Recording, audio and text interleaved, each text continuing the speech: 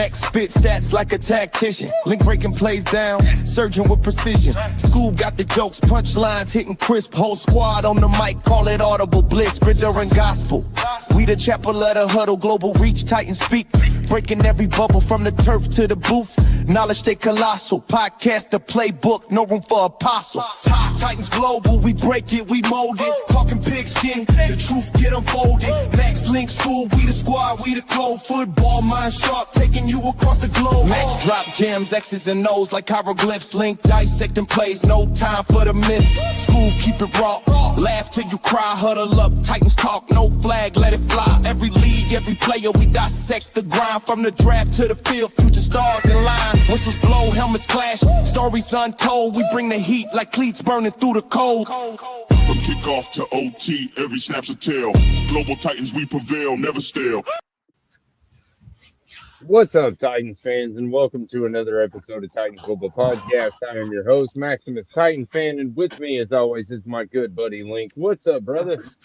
Good to be here. Been forever, it feels like.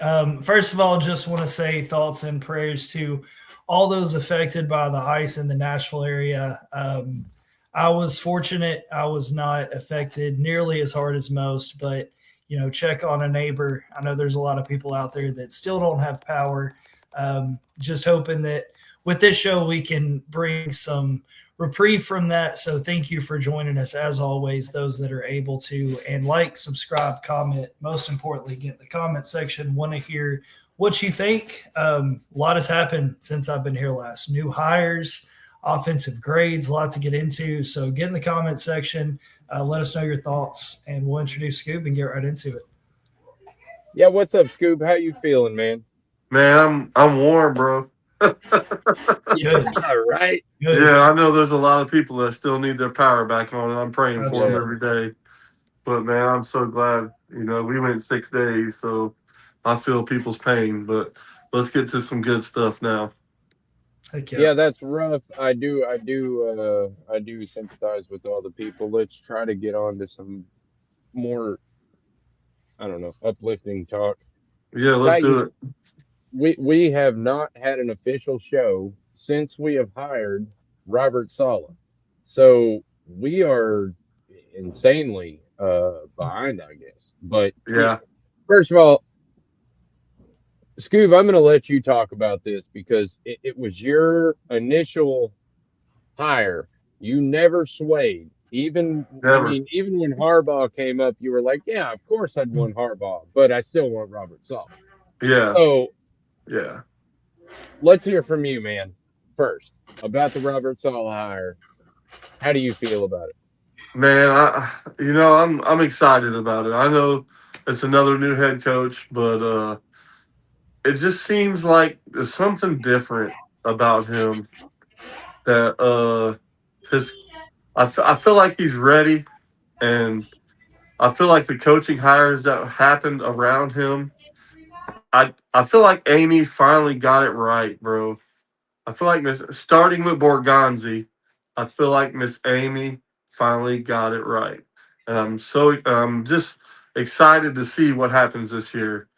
Like I told my buddy the other day, I don't care about record this year. I just want to see team development and just progress, and that's what I want to see. So I'm excited, man. Like I said, I've been a day one from right when Callahan got fired. I was all about Saleh, so I'm excited about it.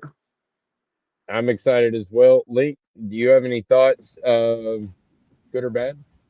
Yeah, I want to build off Scoob a little bit and kind of ask a question first. But so before any of the stuff, even with Harbaugh came out, what was the one thing that you saw in Saleh that you were like, this is the guy? What was that quality? I was watching 49ers, press conference after and after a couple games, and I had a few people say, oh, man, so, Saleh, he's changing the 49ers defense and all this and that. And I watched a bunch of his interviews, and I just wanted him, man. He just seems like he knows what's going on, and he seems like he doesn't strive for he's willing to take advice without letting it take over him. If you sort of know what I'm saying. Yeah. So yeah, I'm just excited, man. I'm excited to see what he does. And when he came out and said fast and violent, oh, I was excited, man. I'm just hyped. That's what you want to hear. No, I mean that's exactly what you Yeah. want to hear. And Yeah. that's my thing with the Saleh hire. It's obviously, Harbaugh was the number one choice. Like that's I think who most Titans fans, if you polled them, that was who they wanted. Oh yeah. But this is definitely more exciting than a Matt Nagy. You know what I'm saying? Like that almost felt like a get by average kind of hire. Saleh is at least the guy who can come in and set a culture. And I mean, that's what we've been begging for as Titans fans is, a guy who can come in, really take over a locker room, set the culture, be that Mike Vrabel that is in New England right now. Like that's your best case scenario. And being a defensive guy, I don't think you can talk about the grade on Saleh without talking about the OC hire in Daboll. You know what I mean? Yeah, just the way he takes care of himself, man, his family, and the way he talks about,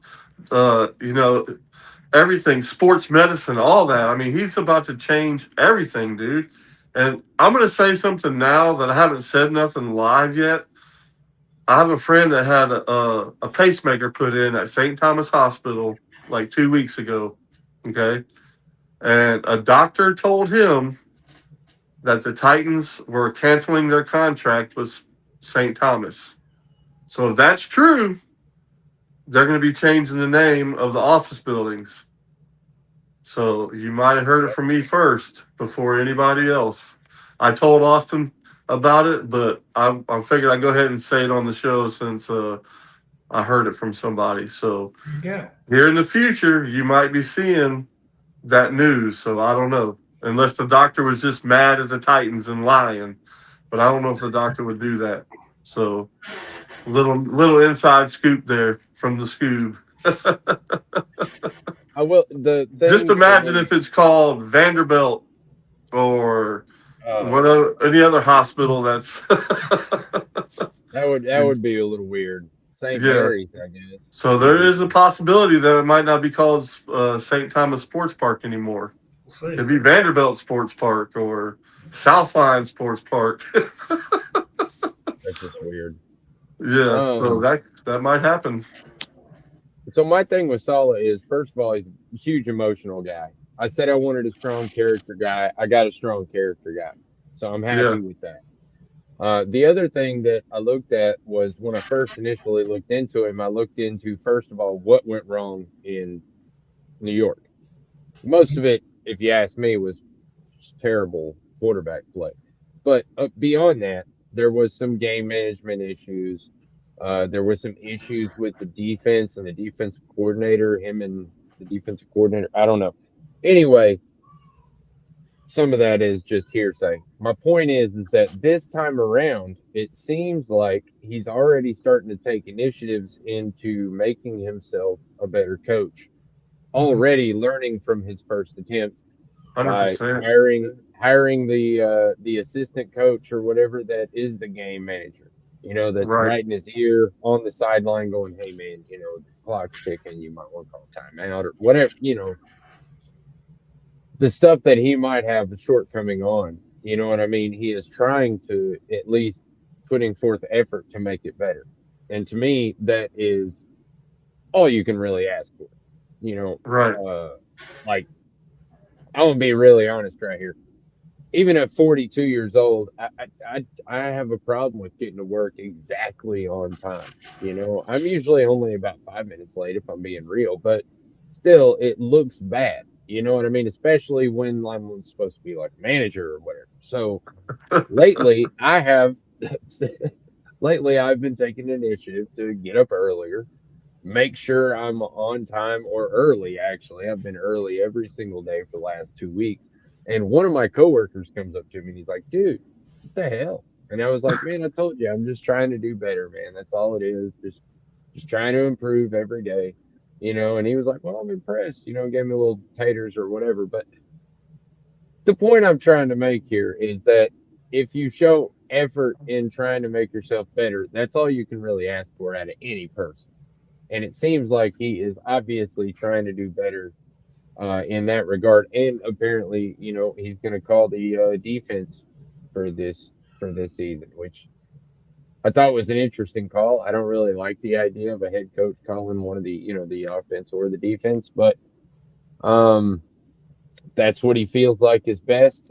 He didn't do it his first time around, so I don't know. Like I said, I just think that the fact that he comes in with a different mindset than he did already in New York, I enjoy that. I enjoy the fact that he hired Brian Daboll as our offensive coordinator. Oh my God, super excited about that. And now we get Gus Bradley as the defense coordinator. So I don't know. I think we've done pretty good there. Lots of experience. That's the great Right. thing about it. Lots of experience. But I Could don't know. this What do be you? the top 3 best coaching staff ever in Titans history? It's possible. When it's all I said don't and know. done. No? That's rough. I don't know. I feel like we had Jim. Well, I don't know. Did we not? We might not have had Jim Schwartz and Arthur Smith at the same time. I don't know. I know Jeff Fisher had a pretty good staff when they went to the Super Bowl. Who was the DC when LaFleur was here as OC? Well, I know Dan Pease was for a minute, or Dean Pease, whatever his name was. Yeah. Anyways, but if you look at Saleh and you look at what happened in New York, it kind of feels like the rug was pulled out from under him in that situation. Like there was a lot of surprise around that firing. People felt like it was too soon. I mean, it came in week 5. It was a year when Aaron Rodgers was back. The defense was supposed to be good. They didn't live up to expectation. But, I mean, if you look at the schedule, those first 5 games, it was, they played a pretty tough schedule. So there was some weird stuff surrounding that. This was at the same time Aaron Rodgers was making weekly appearances on the Pat McAfee show.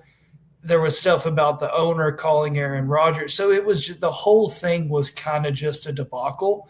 And look, the Jets aren't in a much better situation than the Titans are.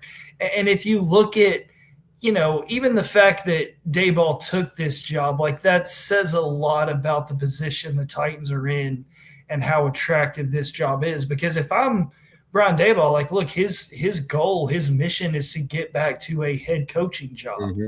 And he took this over the Eagles offensive coordinator job. He likes Cam Ward. Over a possible Raiders head coaching job. Like he likes the opportunity that's here at Nashville with Cam Ward, with Saleh, with the direction that this team is moving in. And like, I guess if anybody's negative on this show, it's me. But it's hard to find a lot of negative around this. You know what I'm saying? Like, I think overall, like who they brought in, the culture that they're trying to move to, like, I think it's a good thing. I think it's a good direction. So we'll see what happens. I think this is the best possible situation for Cam Ward, in my opinion. I agree. I actually agree. I'll be honest with you.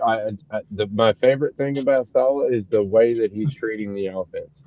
Yeah. Brian Daboll comes in. He's like, hey, it's yours. Dude. You hire whoever the hell you want. You run whatever plays you want. Do whatever you want. The offense is yours. That just shows you how much he trusts that man's offense. Well, it's also a sign of just good delegation, which is what a head coach should be. I mean, these people have an idea that a head coach should be like, should know offense and defense and all this. No, man. A head coach is just a leader of men. That's all you need. You just need somebody who knows how to lead people. And you get people that are good at their jobs and their positions, everything will just work out. That's just how it works. So I don't know. I have to be honest with the coaching hires that we've got. I'm actually pretty excited to see the changes that go into effect. I think this year at camp, I already know Jeffrey Simmons is super excited, but I think this year at camp that a lot of people are going to see a vast difference in the team that we are this year than the camp we ran right? last year where they were How, playing patty cake or whatever the hell they were doing. how many times have you seen almost 10 players show up for a coach's conference? Dude, 10. There was like 30. Was it, well, the names I seen was like 10 or 11, I was gonna but I say didn't the know that initial many. list come out it was mostly starters, but then when it Right. showed like everybody that actually showed up, yeah, I it was mean, like when do you almost see that, 30 man? people. It's I'll be honest interesting, with you. man. Well, it just goes to show these guys are hungry. They're hungry for Right. a lead. They're ready to go. And they feel like they got one now.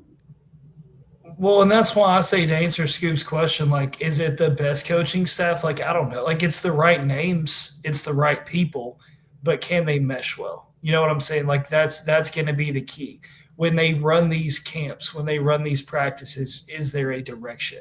Is there a Oh, yeah. clear message? You know what I'm saying? So, I think early on, I think it's been great. I think people showing up. I think him having his motto. I think it's been very well received by the players and by the city. So again, it's all the right things early. It's just can it live up to the hype? Can it live And, up to the standard? and That's he did say he had a direction that he wants everybody to be on. for So sure.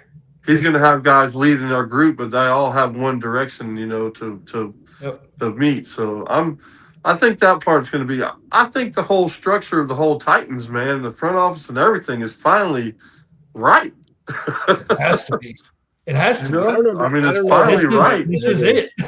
it is working a lot better than it has in the past. And I'll be honest with you, Yeah. I thought at the time that it was happening that Rand Carthon was a good GM.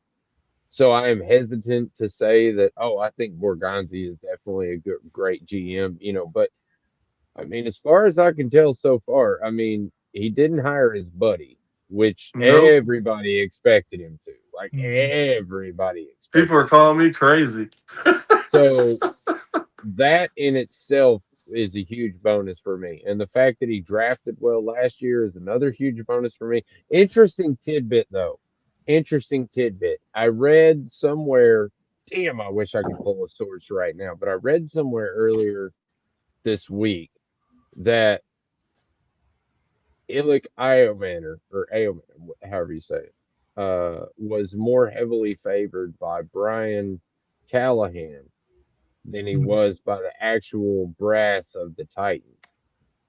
And I find that very interesting. And now that you go back and you watch the tape of last season, you can see it early. They're kind of almost pushing A.O. Manor. Mhm. But who ends up, in my eyes, being the better receiver by the end of the season was clearly DK.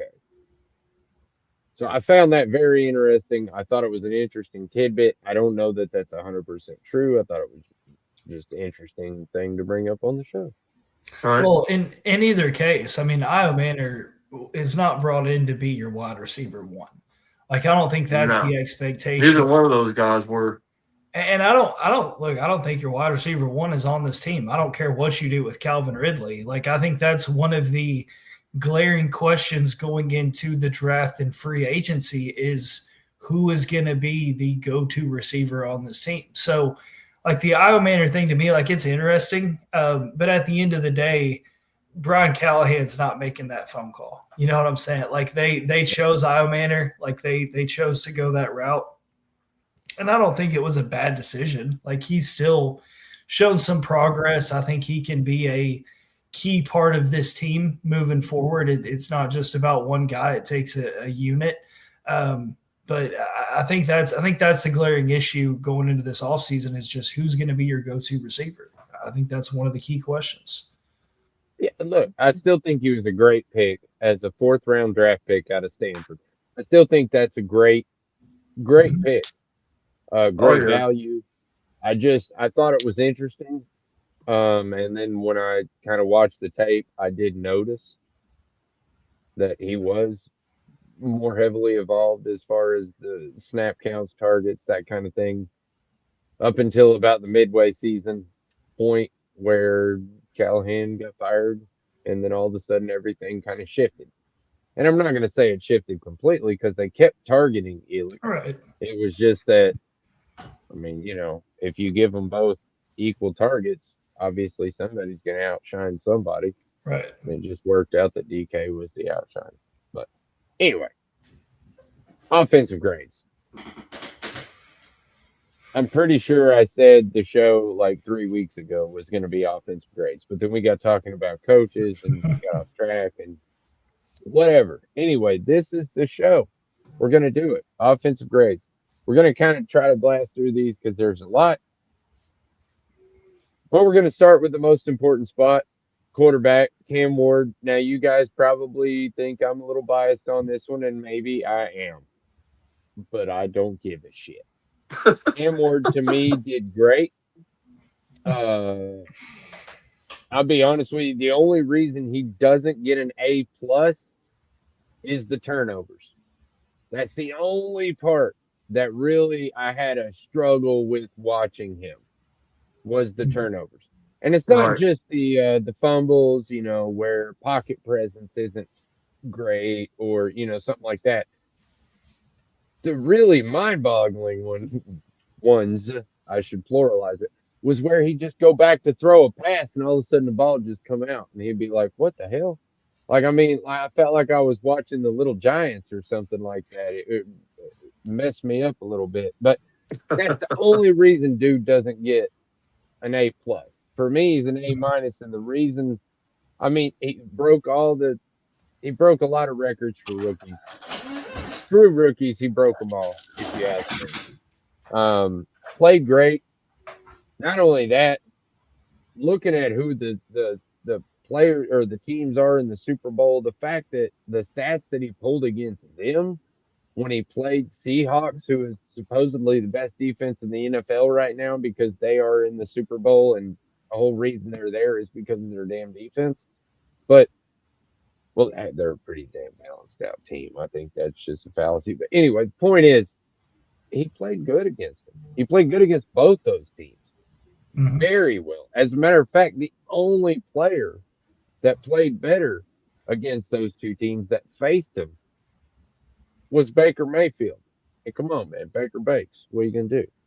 And way highly over-talented team when you're talking about the Buccaneers versus the Titans. So, I mean, for me, Cam Ward just killed it. I mean, he killed it. I rest. It's good. I give him a B-, because for the turnovers, he did a really good job. He made some great plays this year. He made rookie mistakes, but I think he did a really good job, and I'm excited to see what he's got coming. Hopefully that shoulder doesn't bother him this year, and hopefully he can stay healthy. But, yeah, I gave him a B-. I thought he had a good year. I think that's fair. I was B. I was leaning B+, but I kind of settle on B. And I think what happens is we kind of operate on a different scale, which is okay. But for me, like, I think Cam Ward did the best he could given the situation. Like, the only way he earns an A in my mind is if he comes into the NFL and immediately elevates every player around him. Calvin Ridley included, offensive line included, rookie receivers included, because that's what he's done everywhere he's been. And it's okay that he didn't do that in the NFL, but he was still above average. Like, given the situation, given the coaching staff, given the change, he did the best he could. So I say B+, like on a good day. I think he still has a very bright future. And I think if you get him in the right system, that's what you see with the teams that are in the Super Bowl right now. You know what I'm saying? Like, it's not incredible quarterback play. It's just the right system and making things work. And I think that they're headed in the right direction. And so, Daboll wanted Cam last year. So he's going to have the right system for him. So, again, a lot of promise, a lot of potential. Right. Not an A for me, though. If we're talking quarterback play and what Cam Ward was able to do, I'm a B. That's all right. I get it, man. I get it. Like I said, I might even be a little biased because I have become, well, I won't say infatuated with Cam Ward, but I am very Yes, you're interested and infatuated. intrigued with the maybe a Well, little. and there was a lot of extreme too. Like it felt like every game it was like Yeah, this is the best game Cam Ward's ever had, and then the next week this is the worst game Cam Ward's ever worst had. game. Then Yeah, it was well maybe this was the worst game. Then it's like no this was the best game again. Like it was just so up and down. And granted, like his headspace, he stayed calm, cool, and collected through the whole thing. And he did what no other rookie quarterback that we're talking about was able to do, which was last a full season. Like he Right. went out there at the end. He went out there at the end, but he started every single game. So there's something to be said for that. So Yeah. I'm with you. Week, If the week injury doesn't 17 carry Cam over, Ward. Week 17 Cam Ward is way better than week 1 Cam Ward. absolutely. And that's all Yeah. you ask for. That's all you Yeah. ask for. That's all you ask for. Exactly. yes. Thank you. That is really what I'm so proud of you guys. Y'all, man, the whole time I'm sitting there over here just smiling, just loving it. But We it's can be okay. hopeful again. Yeah, we can be Yeah. hopeful again. Let's talk about the ugliness now. Because honestly, the whole quarterback, grade would have been just Cam Ward if he would have played the final game. But he didn't. Brandon Allen finally had to come into a game, I mean, and Do we even my have to biggest talk about fears that? were realized. yeah. Yes, because my biggest fears were realized, and people don't understand how important this backup quarterback position is. And That's it's why we're frustrating. keeping Levis. Oh my God. Anyway, the point is, Brandon Allen was so effing terrible that he brought the grade all the way down for me from an A to a B. Because Right. actually, it should be like a B minus or a C plus or some crap like that. Because he needs like an F minus, or I don't know. It was awful. It was I mean, terrible. what do you Never want to expect? see the guy play Yeah. again. It was Yeah. it was awful. We all knew that. And you too. probably That was won't. And you probably won't. Like that's it is what it is. And look, but seriously, there's something to be said for what Scoop mentioned. Like I don't know what you do with that position.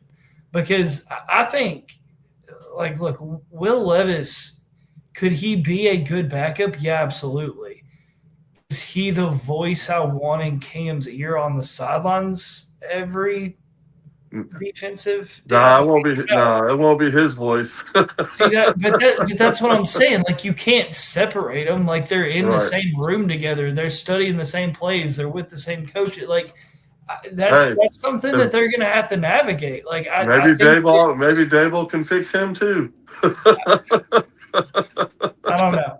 I think there's got to be a change made there. And if you are bringing in another quarterback in a backup role, like I think you look at guy, and I'm not saying these guys specifically, but like a Jameis Winston or like a voice who's been in this situation, who started in games before. I just don't know if Will Levis is necessarily the best thing for this quarterback room. Right. Draft a quarterback in the 5th or 6th round. There you go. That is a great topic for one of our off-season shows. Absolutely. We are going to talk about because that is a big conversation right now. There is a lot of Titans fans out there that believe that Cam Ward, something happens to Cam Ward, we need to keep Will Levis around. And some people are firmly in the stance of trade him off. So I'm interested to get to that conversation, but we're not doing that tonight. Right. On to the running backs. I don't know. Anyway, Tony Pollard, man, and we'll have this conversation too about cut players or what players we. He did his job, man. That's I'm gonna give him a B too. I'm not happy with Tony. I mean, he did all right. I think he did average. So I'm going to give him an average grade. He got 1,000 yards. But it's average to me, man. I'll be honest, man. The thing that upset me was in the middle of the season, I really, really felt like Tony Pollard was taking plays off. And that hurts my heart I don't give a I don't care Right. how bad off you are. If you're taking plays off, you're really just hurting yourself as a pro, and you're hurting all your fans, and that's just not good practice for a professional player, in my opinion. That's my opinion. 100% Right. my opinion. A lot of people think I'm stupid for saying that, so that's all right. I'm just saying I clearly see a difference in week 1 through 3, Tony Pollard, week 5 through 7, Tony Pollard, and then week 10 through 16 or whatever, Tony Pollard. There is a vast difference in those games. You go back and watch them yourself if you don't believe me. Maybe he's Well, hurting in an injury or something, but I don't think Well, so. there's also a difference in year one Tony Pollard and year whatever we're into. Like to an extent, like I don't know, like some of his best games came late in the season, some of his best runs. So, and I Yeah. saw him run with purpose later in these games. So Yep. I don't know. Like it's I'm not. for me. Like I know I get it. Like I totally 100% get it. And look, I've sat here and called out Jeffrey Simmons for the same type of stuff. Like I get it. Like I've been there, but I don't know. Like I think Tony Pollard, again, given the situation and what he's dealt with, and probably not knowing what the future holds with this organization or the next, I think he did the best he could. That's Oh, yeah. what I'll say for that. But that's why everybody's also raising for Bryce Hall too, right? For sure. Like, yeah. You know. So Yeah, look. we'll see how that goes. I wouldn't mind having him. I'll be honest. Another one, and a lot of people. And look, man. Before I say this, I have to say I absolutely love Tajay Spears. I do too. Great guy, super cool, very nice. Talk to anybody, joke with anybody. Not impressed with his season this year. Honestly, it's probably the worst grade I've ever gave Tajay Spears. I think he has regressed. I don't know if it's the offense, if they're not using him correctly, what the deal is. He played more games this year, so you would think his stats would go up, but they really didn't. And most of his stats came from passing yards, receiving yards, which is fine. I don't care. I mean, I don't care if you get receiving yards or rushing yards, as long as they're yards and you're getting a scores. I don't really care how you get them. But the point is that I don't think that I am concerned about Tajay Spears, I guess is the best way to put it. Right. Maybe I'm being a negative Nelly on the running backs here, but he gets a D. I get it. I get it. So, but what I'm hearing out of that, like, so when you go into next season, do you have either one of these guys in your opinion? I mean, where are you at with Pollard? Like you can get out of that. He's got one more year, right? So I can see him coming back for his last year. And I can see him getting released too. I mean, that's what I'm saying. That's a 50-50 there. I would expect you keep one of them, and if I'm guessing which one that would be, I mean, we also got Mullings, and so but it would also depend on who you get. Like, what has Mullings done? That's my. I mean, if you get Love, then that's an all around back. So you don't really need either one of them at that point. Yeah, you think they'd take Love at 4? But no. But then at the same time, if either one of the free agents of Breece Hall or Walker comes up, well, those are two different guys. You know, you get Breece Hall, you might want to keep Pollard instead of Tajay Spears because he's a little more of a quick scat back kind of guy. Walker is definitely a power back. So if you get Walker, you definitely want to keep Spears to have that change up, number 2. So I think it really depends on a lot of different things. But if Walker or Hall becomes available, yeah, you got to get those guys. You got to go get those guys for sure. And then just keep Mullins in your back pocket and let Spears and Pollard walk. And Spears, he seemed to me like he's got to have that open field. He's a good route runner, so we'll see. This is his contract year too, right? So, or does he have one more year? No, you're right. supposed This to would figure be it his out. contract year. Yeah, because he was second, third round. He's Yeah. third round pick, Yeah. right? So this was his Yeah. contract year. Yeah. Well, no, Right. this upcoming season will Oh, be. this upcoming. Okay. Okay. It's So just yeah. the injuries, man, and he had so much Yeah. potential, and it's not even the injuries you expected. Like, wasn't it the ACLs coming out of college, and then like it hasn't But he It even don't couldn't have happen. any. he doesn't. That's what I'm saying. Like, it hasn't even been the knee. Like, it's Yeah, just and concussions. it's nothing that it's like nothing that's connected. It's just it's bad luck, but I don't know. He's one of the That's 50-50 a tough guys one. That's for a tough sure. one. Yeah. Yeah, it is very tough, and this is why I do not envy the people who have to decide whether these people are good enough to stay on our team or not. I Right. wouldn't want to have to make that call because I actually like Tajay Spears as a person a lot. No, I would keep him. But yeah, overall running backs, I think I had him at a D. I don't know. That's fair. You're talking about all the running backs combined? Yeah. Yeah, I didn't really grade Mullins all that much because what do you I'm run a- like?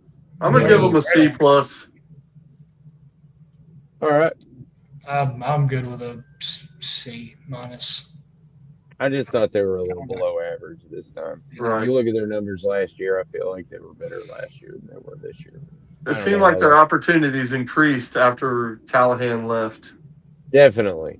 Our offense got unplugged when Callahan left, but whole different thing. Offensive line. Let's start with the left and move to the right. Dan one by Moore. one. Okay. I don't know. I mean, Who are you talking about? Dan Moore? Dan Moore. Yeah. Yeah, I'll give him a B minus, man. He came on in there at the end of the year. So I'll give him a B minus. I'm saying C. Like, he did his job, I guess. I don't know. My dude. Yeah, no, you're right on, man. In my opinion, anyway, I think he was average. You look at the tackles, left tackles, in the NFL. You look at his stats. The sacks, the pressures. You look at the rest of the NFL. I mean, he doesn't fall exactly in the middle.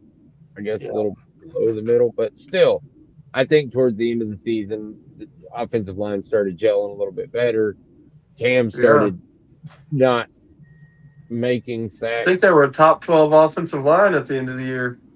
Yeah, they were. They were definitely upper part of the NFL. But overall, I think C is proper. And we'll move on to Peter Skoronsky, who is the unsung hero of our offensive line. A plus. A plus. I have a grade as you can give somebody, as far as I'm concerned. I'm not ready to give anybody an A plus, but I'll give him. I'm giving 3 guys an A plus. I'll give him an A minus. Well, I'm sorry, 4 guys. I'm giving. I don't think anybody's. I don't know if anybody. I might surprise myself, but I don't know if anybody's A plus. If you look at Skoronsky's stats, he's an A plus. He is great, man. He is playing at a very high level right now as a guard. So happy for him. Lloyd Cushenberry. See, I think, I was gonna say, I personally think Lloyd Cushenberry played a little bit below average in my opinion. And I think it was still that leg bothering him, but just nerves or whatever. I think he'll be better next year. I don't know if he'll get that Cushenberry next year? Yeah, I don't know that. That's what. I mean, he signed a 4-year contract, right? I don't know though, man. My grade is like find help. Like that's where I'm at. I'll be honest with you. By the end of the season, I was questioning whether the starter should be Lloyd Cushenberry or Corey Levin. And if that is the case, you got to get rid of Cushenberry. Well, it's not even the play; it's the availability. Right. It's even if it's just for depth. Like I don't know if you just go spend money in free agency and replace, or go to the draft and spend high draft capital on a good center. Like I don't know. I don't know the solution. Right. But it's C minus, I guess, but it's something you got to solve in the off season. Definitely. definitely a huge point of our offseason right now is figuring Right. out what we're going to do about our offensive line. We've got You two might see places. him draft a late round center. Maybe Zeitler. Zeitler, in my opinion, was at a big center. Oh, What? oh, I was Kevin like, what? Zeitler, right Okay. guard. Right. Yeah, I thought you were suggesting. Never mind. I gave him a Oh, B because, I mean, to be honest, he wasn't great, but I mean, he was C better than plus. average, I think. Yeah. I don't I know. think I that's wasn't too Slater's impressed job with next him. year. Yes, but not proven, not 100%. I want to see a little bit of. I think it can be his job next year. I want to Do see a you little even bit do of we even have a competition. grade on him? Is that just incomplete? Like, does he get a grade? Who's I that? didn't. I didn't give Slater a grade. I tried to Right. keep it 100 snaps minimum. Yeah. So But I mean, Slater. do you have one, or do you just consider that incomplete? He Like, hasn't done enough yet. Incomplete. that's what I'm saying. Yeah. Yeah, he hasn't done anything to. I was impressed with his first outing as just He being had, called off the bench to come up and play. I thought he did admirably. and he I did don't good think in he was practice. A above lot of good average, but practices too. as a rookie who just got called up as a fifth round draft pick, I thought he did pretty damn good. So Yeah, I'm happy about his progress, and I think that it'll be an interesting thing to talk about come camp time if we have a good competition it'll there at save right us guard. money, especially if he plays well. Yeah. All right. Let's talk about the disappointment. Yes, J.C. Latham. J.C. Latham for me. Some people give him an F. I'm not quite giving him an F. An I F? give him a No, that's not D. fair. I give him a D. Well, I don't know, man. There were some Pretty F shitty at plays. some points. There were Yeah, some I F was, plays. There were there like were some some F solid F games, plays. bro. Yeah. Oh my god, and the penalties. Jesus, Yeah, clean that up. But yeah, anyway, he did have a pretty rough, didn't he? yeah, it was a Look, little rough. for what my expectation was, like, it's an F. I mean, if I'm calling it like I'm seeing, I mean, it was a step in the wrong direction. And the worst part is, there were character questions called at times, and you hope that, again, a strong culture kind of fixes some of that stuff. But just not a great look. Not a great look. So I don't know. He had a throwing a second grade year on it, slump for sure. yeah, it's teetering F, D minus, like it's right there. Yeah, So he had a overall, second year slump, so that's for sure. Maybe he'll overall get offensive better. line for me, I did give Corey Levin a grade. Actually gave him an A, but I'm gonna kind of move past that just for time period. But overall offensive line, I think is C minus somewhere around in there. Yeah, B minus for me. Right. Offensive line. B minus. Yeah, B minus. Eh, Because the way the end of the year, the way they All finished right, the end of the year, being I in the mean, top 15 or whatever, I feel like they earned a B minus. I think based on the questions you still have, that's the I'm problem. I think you still have a Yeah. lot of unanswered questions. There is, but they played well as a group. The group that was there, I'm giving them a B minus. I'll give you that. I'll say this, as you said about Cam Ward. Week 1 offensive line versus week 16 offensive line, huge effing difference, way Yes. better. That's fair. Yes. All right, so we can all agree on that at least. Tight end. This is an interesting one.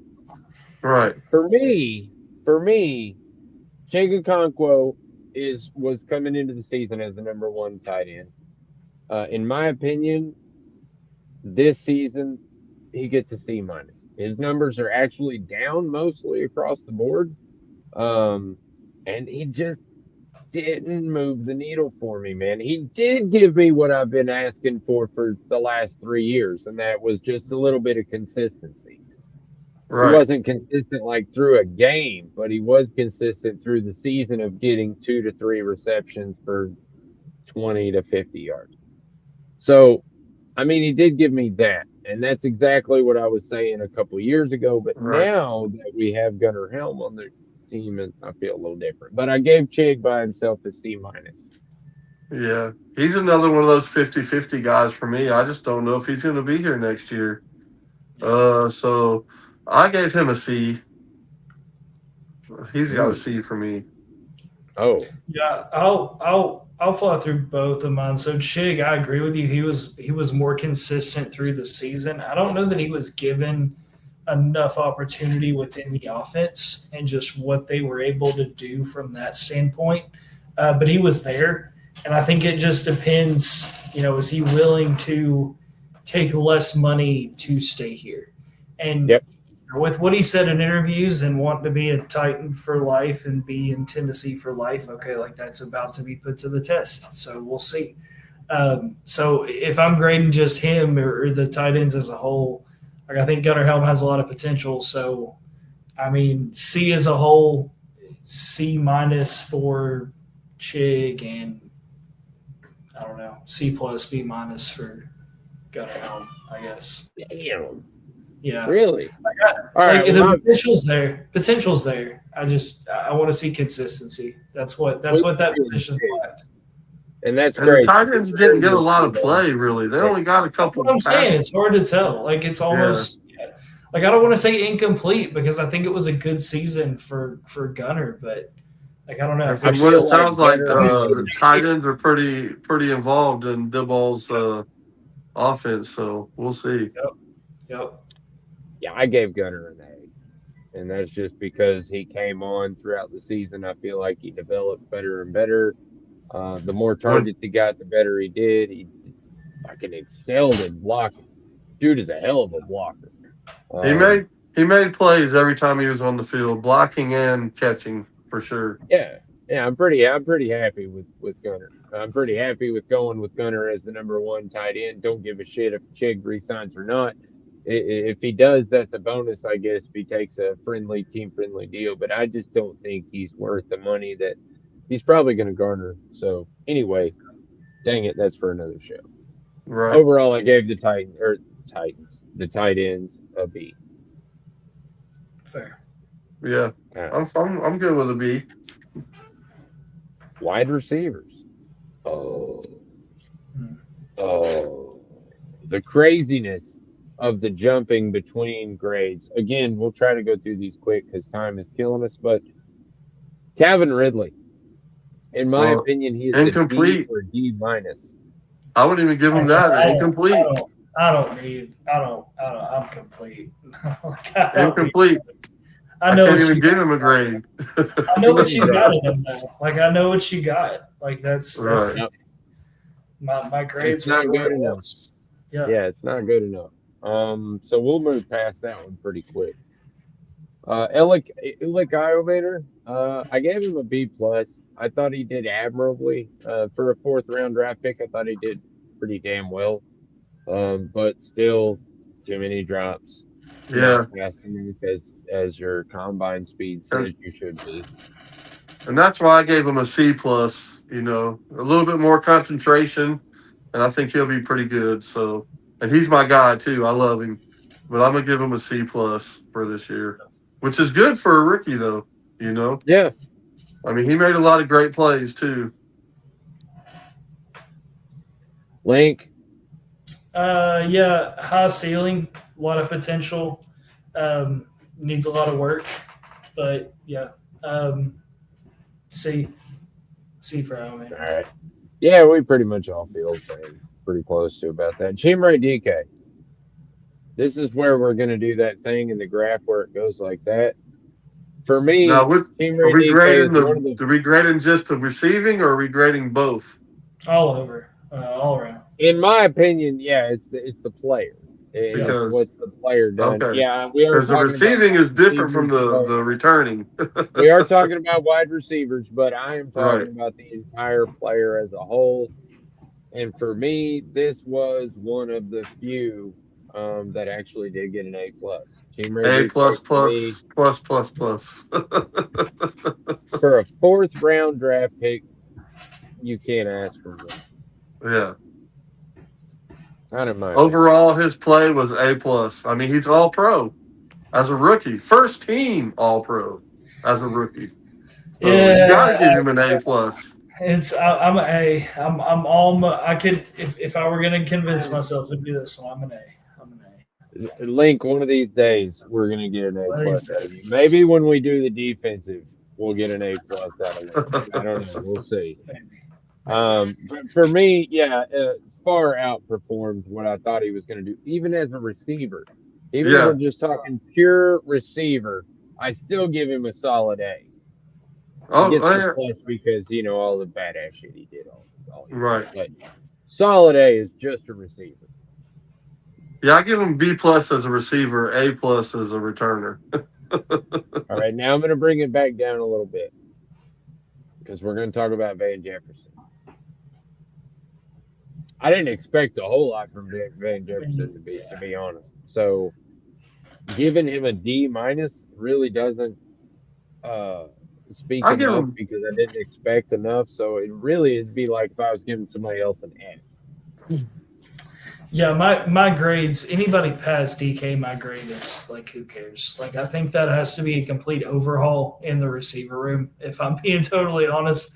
So it's There you like, go. I hate to say that. So, I mean, give him a C, a D, like whatever. So you're saying it's just going to be Al Manor and DK in the receiver room at the beginning of the year?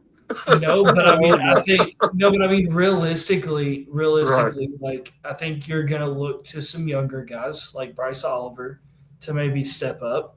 I think he's going to be given an opportunity. I don't know what Mason Kinsey's future looks like, but I think you do go.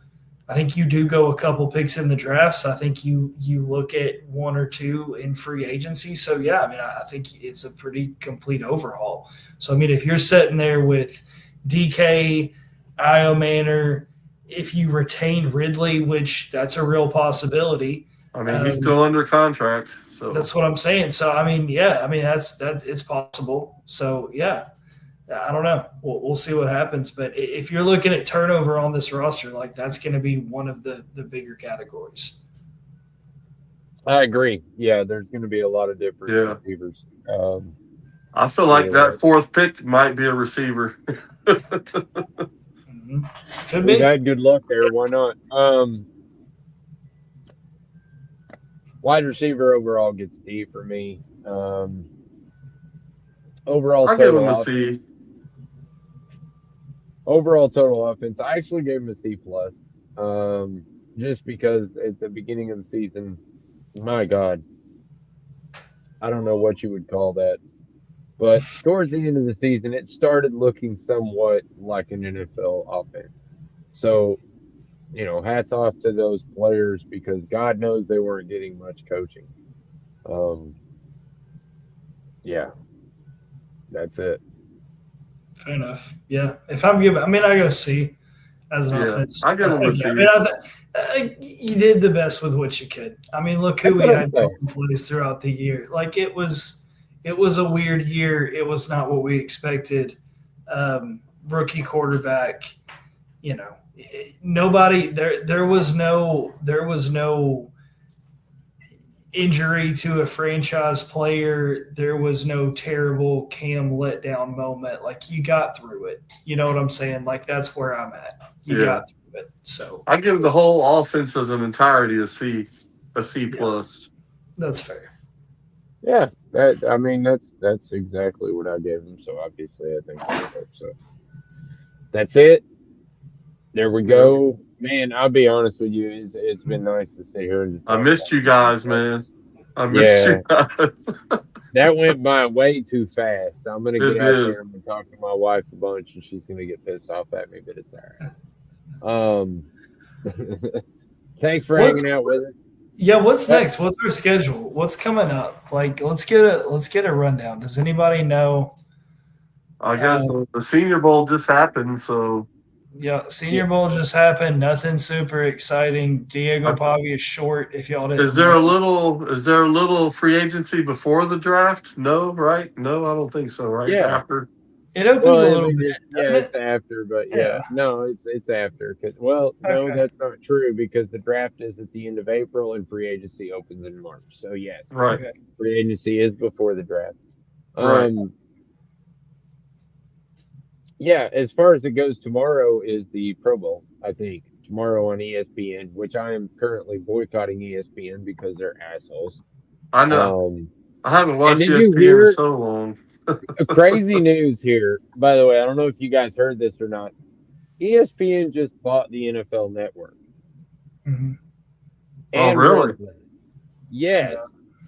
So, in the NFL, they're going to integrate some of their people into ESPN. ESPN is going to keep some of the NFL people as far as the shows go. But anytime you log in now to NFL Network and watch NFL Network, you're actually given that view to ESPN, which I am boycotting ESPN because they're like I said, they're assholes. They're showing.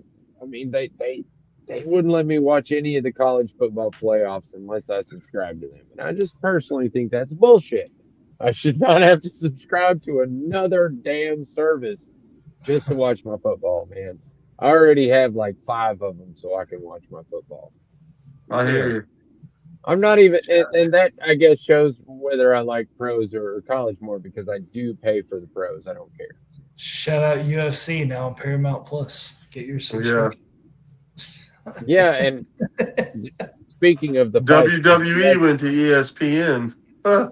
not They're on last week, but Netflix. the week They're on before. Netflix. Did y'all watch that fight? Oh yeah. No, Oh, man, I watched the Royal Rumble. That was a hell of a knockout. I did watch the Patty fight where he got his butt whooped. Oh yeah. But yeah, Anyway, we're way off topic. It doesn't matter. It's all good. all right. We'll get a schedule together. Yeah. Anyway, we'll get a schedule together of what's coming up. Draft, combine, get all this stuff together. But yeah, we'll get that posted so we can keep y'all updated on what's coming next, and y'all can stay tuned with us through all of it. Absolutely. We appreciate Sounds great. Whenever you like, subscribe, share, all that stuff. We do it. You better be following and sharing and liking, subscribing. That's right. Until next Monday. Dang it. I hate it. We only do one show a week now. But anyway, until next Monday, love you guys. Tighten up. Tighten up. Peace out.